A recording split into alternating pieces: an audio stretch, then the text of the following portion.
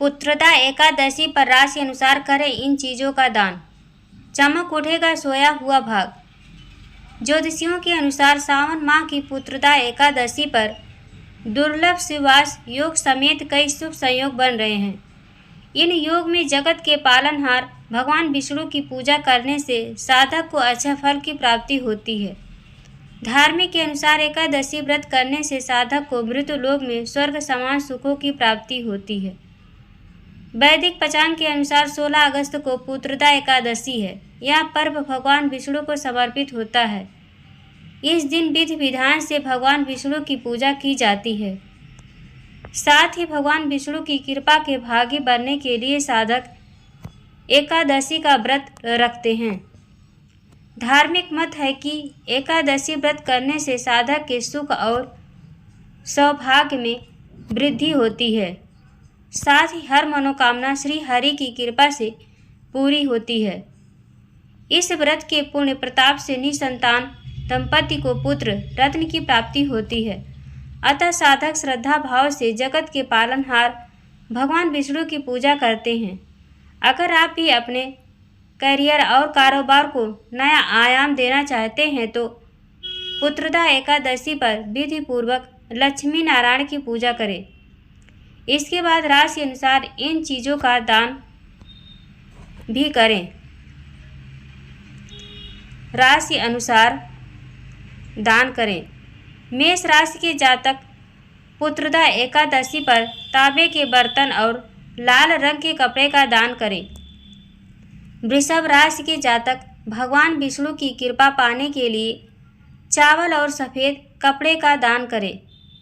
मिथुन राशि के जातक पुत्रदा एकादशी पर अपनी आर्थिक स्थिति के अनुसार गौशाला में धन का दान करें। कर्क राशि के जातक विष्णु जी की कृपा पाने के लिए चावल, चीनी, नमक और दूध का दान करें। सिंह राशि के जातक भगवान विष्णु को प्रसन्न करने के लिए लाल रंग के कपड़े और गेहूं का दान करें। कन्या राशि के जातक विष्णु जी का आशीर्वाद पाने के लिए साबुत मूंग और हरे रंग के वस्त्र का दान करें। तुला राशि के जातक भगवान विष्णु की कृपा पाने के लिए सफ़ेद रंग के वस्त्र और धन का दान करें। वृश्चिक राशि के जातक भगवान विष्णु को प्रसन्न करने के लिए लाल रंग के वस्त्र का दान करें। धनु राशि के जातक पुत्रदा एकादशी पर आर्थिक स्थिति के अनुसार पीले रंग के वस्त्र का दान करें। मकर राशि के जातक भगवान विष्णु की कृपा पाने के लिए काले कंबल और धन का दान करें। कुंभ राशि के जातक पुत्रदा एकादशी पर चमड़े के जूते, चप्पल और नीले रंग के वस्त्र का दान करें। मीन राशि के जातक पुत्रदा एकादशी पर पके केले, चने की दाल, बेसन और दाल का दान करें। धार्मिक मान्यता के अनुसार जो व्यक्ति पुत्रदा एकादशी पर चावल का सेवन करते हैं उन्हें अगले जन्म रेंगने वाले जीव की योनि में मिलता है। इस बात का उल्लेख विष्णु पुराण में किया गया है। पुत्रदा एकादशी के दिन चावल खाने से साधक शुभ फल की प्राप्ति से वंचित रहता है। पुत्रदा एकादशी के दिन सात्विक भोजन ग्रहण करना चाहिए। व्रत के दौरान मांस, प्याज, लहसुन नहीं खाना चाहिए। मान्यता है कि इन चीज़ों का सेवन करने से मन में नकारात्मक विचार आ सकते हैं। अगर आप पुत्रदा एकादशी व्रत रख रहे हैं तो व्रत के दौरान दूध, दही, आलू कट्टू की पकौड़ी, शकरकंदी, साबूदाना और फल का सेवन कर सकते हैं। सावन पुत्रदा एकादशी के दिन कथा का श्रवण जरूर करें। सावन पुत्र एकादशी व्रत कथा। द्वापर युग में महिष्मति नाम का एक राज्य था जिसकी बागडोर राजा महाजित के हाथों में थी। राजा महाजित धन, ऐश्वर्य, संपत्ति से परिपूर्ण था, लेकिन पुत्रहीन होने के कारण वह सदा चिंतित रहता था। राजा ने पुत्र प्राप्ति के बहुत उपाय किए, किंतु उसका हर उपाय निष्फल रहा। राजा महाजित वृद्धावस्था की ओर बढ़ता जा रहा था। राजा अपनी प्रजा के साथ समस्त प्राणियों का अच्छी तरह ध्यान रखता था। पुरुषार्थ करने के बाद भी वह संतानहीन क्यों है। इस बात को लेकर वह हमेशा दुखी रहता था। संतान सुख से वंचित रहा राजा। एक दिन राजा ने अपने राज्य के सभी ऋषि मुनियों, सन्यासियों और विद्वानों को बुलाकर संतान प्राप्ति के उपाय पूछे। राजा की बात सुनकर सभी ने कहा कि हे राजन, तुमने पूर्व जन्म में एकादशी के दिन अपने तालाब से एक गाय को जल नहीं पीने दिया था, जिसकी वजह से गाय ने तुम्हें संतान न होने का श्राप दिया था। इसी कारण तुम संतान सुख से वंचित हो। सोनी गोद भर देता है पुत्रदा एकादशी व्रत। लोमेश ऋषि ने कहा कि अगर राजा महाजित श्रावण माह के शुक्ल पक्ष की पुत्रदा एकादशी का व्रत और रात्रि जागरण करे तो उन्हें पुत्र रत्न की प्राप्ति होगी। घर में जल्द ही बच्चे की किलकारियां गूंजेंगी, साथ ही राजा के सभी कष्टों का नाश हो जाएगा। राजा ने सावन पुत्रदा एकादशी का व्रत पूजन विधि अनुसार किया। इस पुण्य के प्रभाव से रानी ने गर्भ धारण किया और 9 माह पश्चात एक अत्यंत तेजस्वी पुत्र को जन्म दिया। पुत्रदा एकादशी व्रत कथा।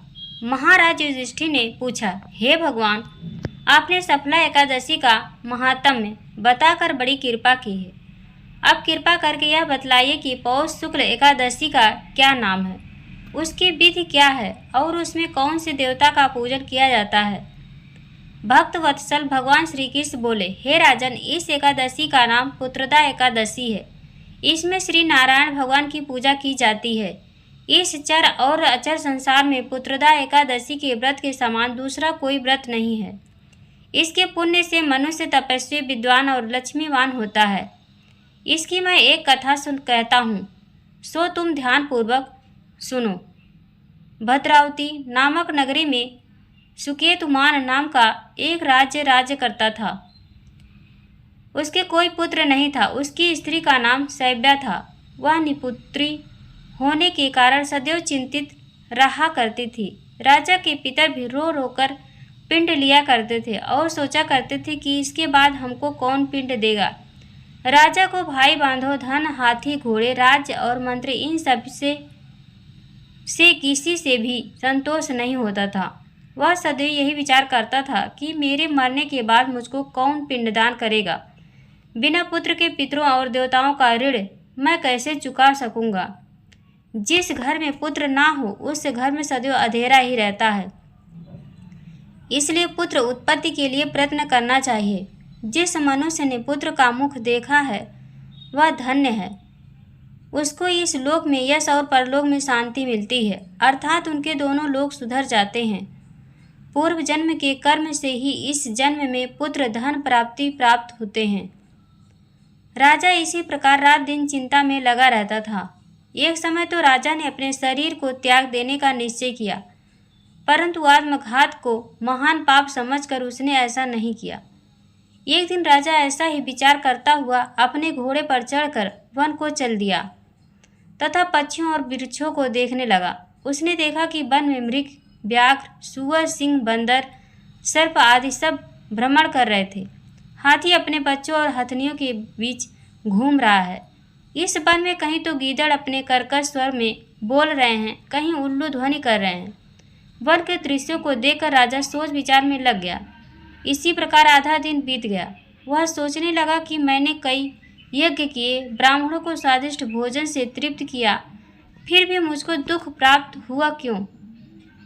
राजा प्यास के मारे अत्यंत दुखी हो गया और पानी की तलाश में इधर उधर फिरने लगा। थोड़ी दूर पर राजा ने एक सरोवर देखा। उस सरोवर में कमल खिले थे तथा सारस, हंस, मगरमच्छ आदि विहार कर रहे थे। उस सरोवर के चारों तरफ मुनियों के आश्रम बने हुए थे। उसी समय राजा के दाहिने अंग फड़कने लगे। राजा शुभ शकुन समझकर घोड़े से उतरकर मुनियों को दंडवत प्रणाम करके बैठ गया। राजा को देखकर मुनियों ने कहा, हे राजन, हम तुमसे अत्यंत प्रसन्न हैं। तुम्हारी क्या इच्छा है सो कहो। राजा ने पूछा, महाराज आप कौन हैं और किस लिए यहाँ आए हैं, कृपा करके बताइए। मुनि कहने लगे कि हे राजन, आज संतान देने वाली पुत्रदा एकादशी है। हम लोग विश्वदेव हैं और इस सरोवर में स्नान करने के लिए आए हैं। यह सुनकर राजा कहने लगा कि महाराज, मेरी भी कोई संतान नहीं है। यदि आप मुझ पर प्रसन्न हैं तो एक पुत्र का वरदान दीजिए। मुनि बोले, हे राजन, आज पुत्रदा एकादशी है, आप अवश्य इसका व्रत करें। भगवान की कृपा से अवश्य ही आपके घर में पुत्र होगा। मुनि के वचनों को सुनकर राजा ने उसी दिन एकादशी का व्रत किया और द्वादशी को उसका पारण किया। इसके पश्चात मुनियों को प्रणाम करके महल में वापस आ गया। कुछ समय बीतने के बाद रानी ने गर्भ धारण किया और 9 महीने के पश्चात उनके एक पुत्र हुआ। वह राजकुमार अत्यंत शूरवीर, यशस्वी और प्रजापालक हुआ। श्री कृष्ण बोले, हे राजन, पुत्र की प्राप्ति के लिए पुत्रदा एकादशी का व्रत करना चाहिए। जो मनुष्य इस महात्म्य को पढ़ता या सुनता है उसे अंत में स्वर्ग की प्राप्ति होती है। कामदा एकादशी की व्रत कथा। पौराणिक कथा के अनुसार भगवान श्री कृष्ण ने धर्मराज युधिष्ठिर को कामदा एकादशी की व्रत की कथा सुनाई थी। इनके अलावा भगवान राम के पूर्वज राजा दिलीप ने भी कामदा एकादशी व्रत का महत्व और कथा गुरु वशिष्ठ से सुनी थी। कथा के अनुसार प्राचीन काल में पुंडरीक नाम का एक राजा राज्य करता था। वह भोगीपुर नगर में रहता था। राजा प्रजा का ध्यान नहीं रखता था और हर वक्त भोग विलास में डूबा रहता था। उसके ही राज्य में एक पति पत्नी रहते थे जिनका नाम ललित और ललिता था। दोनों आपस में सच्चा प्यार करते थे। ललित राजा के यहाँ संगीत सुनाता था। एक दिन राजा सभा में ललित संगीत सुना रहा था कि तभी उसका ध्यान अपनी पत्नी की ओर चला गया और उसका स्वर बिगड़ गया। इसे देखकर राजा पुंडरीक का क्रोध 7वें आसमान पर पहुंच गया। राजा इतना क्रोधित हुआ कि उसने क्रोध में आकर ललित को राक्षस बनने का श्राप दे दिया। राजा के श्राप में ललित मांस खाने वाला राक्षस बन गया। अपने पति का हाल देख ललिता बहुत दुखी हुई। पति को ठीक करने के लिए हर किसी से उपाय पूछती रही। आखिरकार थक हार कर वह विंध्याचल पर्वत पर श्रृंगी ऋषि के आश्रम पहुंची और ऋषि से अपने पति का सारा हाल बताया। ऋषि ने ललिता को कामदा एकादशी का व्रत करने को सलाह दी। ऋषि ने कामदा एकादशी का व्रत का प्रताप बताया और ललिता से इस व्रत को करने को कहा। ललिता ने ऋषि के बताए अनुसार शुक्ल पक्ष की कामदा एकादशी का व्रत रखा और भगवान विष्णु का ध्यान करते हुए विधि विधान से पूजा अर्चना की। अगले दिन द्वादशी को पारण कर व्रत को पूरा किया। भगवान विष्णु की कृपा से उसके पति को फिर से मनुष्य योनि मिली और राक्षस योनि से मुक्ति हो गई। इस तरह दोनों का जीवन हर तरह के कष्ट से मिटे और वे सुखी जीवन जीने लगे। फिर श्री हरि का भजन कीर्तन करते दोनों मोक्ष को प्राप्त हुए। हर हर महादेव। आप और आपके माता पिता सदैव स्वस्थ रहे। आपको ढेर सारा प्यार, ढेर सारा धन्यवाद। प्रिय दोस्तों, आज की वीडियो में बस इतना। हमारे द्वारा शास्त्रों के अनुसार दी गई जानकारी आपको अच्छी लगी हो तो कमेंट बॉक्स में हर हर महादेव जरूर लिखें। वीडियो को एक लाइक कर अपने फैमिली फ्रेंड्स में शेयर जरूर कर दें। ऐसे इन्फॉर्मेशन वीडियो देखने के लिए हमारे चैनल को सब्सक्राइब कर बेल आइकन को प्रेस कर लें ताकि जब भी मैं कोई नया वीडियो डालूं उसका नोटिफिकेशन आपके पास सबसे पहले पहुंचे। वीडियो देखने के लिए आप सभी का बहुत बहुत धन्यवाद। Thank you. जय हिंद, जय भारत।